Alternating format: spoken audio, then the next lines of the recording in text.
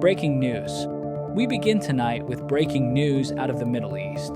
The United States has launched military strikes in Syria. This is a major development. According to U.S. officials, American forces carried out airstrikes targeting ISIS-related positions inside Syrian territory just hours ago. The Pentagon says the strikes are a direct response to the killing of 2 American service members and their local interpreter last month. Tonight, those strikes are still unfolding. Some U.S. aircraft are now returning to base. Others were still operating in the region moments ago, and the world is watching closely.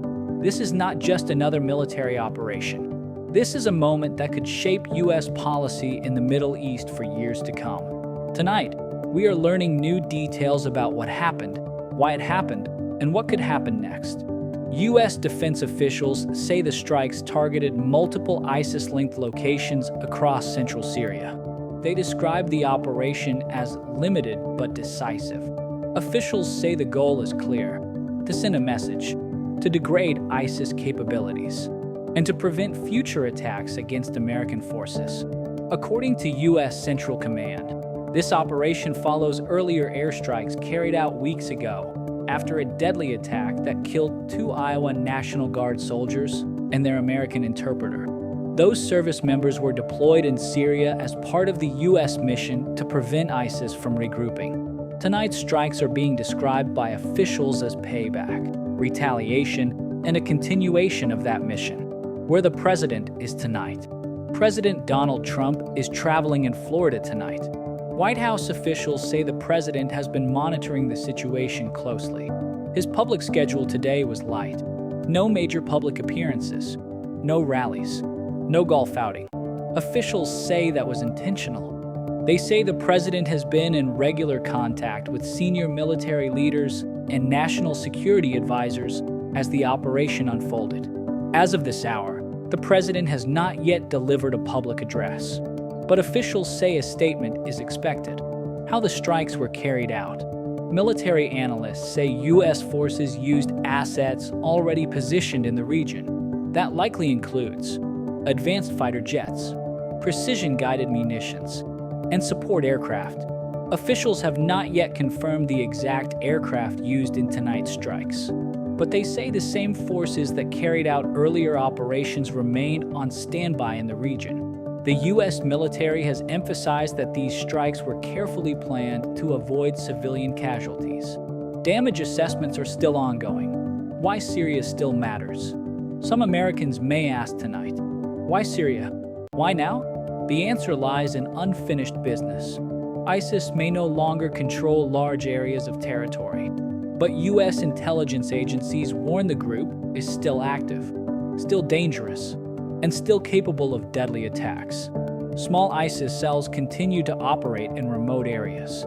They target U.S. forces, local partners, and civilians. Tonight's strikes are meant to disrupt those networks before they can strike again. One explainer, why this strike is different. This is the key point to understand tonight. This operation is not about starting a new war. It is not about occupying territory, and it is not about regime change. According to U.S. officials, this strike has 3 specific goals. First, to respond directly to the killing of American service members. Second, to degrade ISIS's ability to plan and carry out attacks. Third, to deter future attacks by showing that the United States will respond forcefully when its forces are targeted. This is what the military calls deterrence through action. But deterrence does not always work as planned. The risks tonight. Once military force is used, risk follows. There is the risk of escalation. There is the risk of retaliation. There is the risk of miscalculation. Syria is a crowded battlefield. ISIS operates there. Syrian government forces operate there. Iran-backed militias operate there.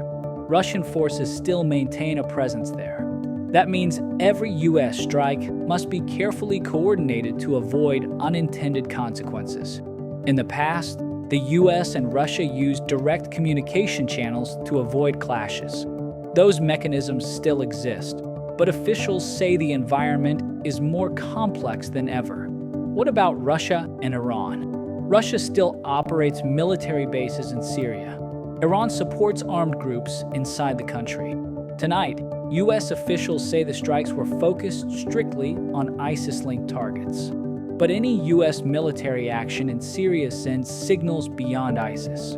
It sends a signal to Moscow, to Tehran, and to the region as a whole. So far, there has been no official response from Russia or Iran. That could change quickly. How this could affect Americans at home. Foreign policy can feel distant, but it rarely stays that way. Syria sits in a region critical to global energy markets. If tensions rise, oil prices could rise, gas prices could follow, transportation costs could increase. That affects families, businesses, and everyday expenses. Military operations also come with financial costs, and they come with emotional costs. Every time U.S. forces are deployed, families at home feel the weight of uncertainty. The human side of this story. Behind every headline are people. The 2 Iowa National Guard soldiers who were killed had families, friends, communities waiting for them to come home. Their interpreter risked his life working alongside American forces. Tonight's strikes are meant to honor that sacrifice, but they also remind us of the cost of ongoing conflict. The big question for America.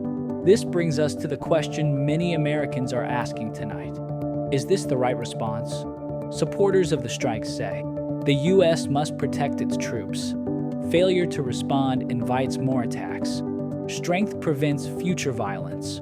Critics argue, military strikes rarely end long-term threats. They risk drawing the U.S. deeper into conflict. They can create new enemies.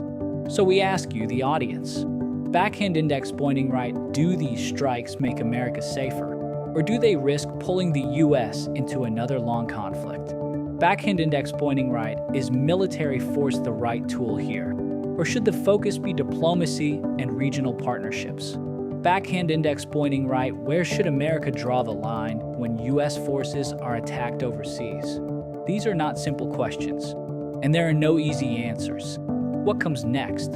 In the coming hours and days, we expect a formal Pentagon briefing, damage assessments from the strike zones, possible statements from Syria, Russia, or Iran, and likely a public message from President Trump. We will also watch closely for any signs of retaliation. U.S. bases in the region are on alert. Force protection measures have been increased. A look back and a look ahead. The U.S. has been involved in Syria for more than a decade. Presidents have come and gone. Strategies have changed, but the challenges remain.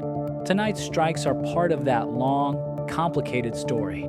A story about terrorism, about global power, about difficult choices made under pressure. History shows that moments like this often look small at first. Only later do we understand their impact. Final thought. Tonight, American aircraft flew into danger. Decisions were made in command rooms, and consequences are still unfolding. This is a reminder that even limited military actions carry lasting weight. For service members, for families, for the nation, this story is still developing. We will continue to track every update and bring you confirmed information as it becomes available. Thank you for watching. Good night.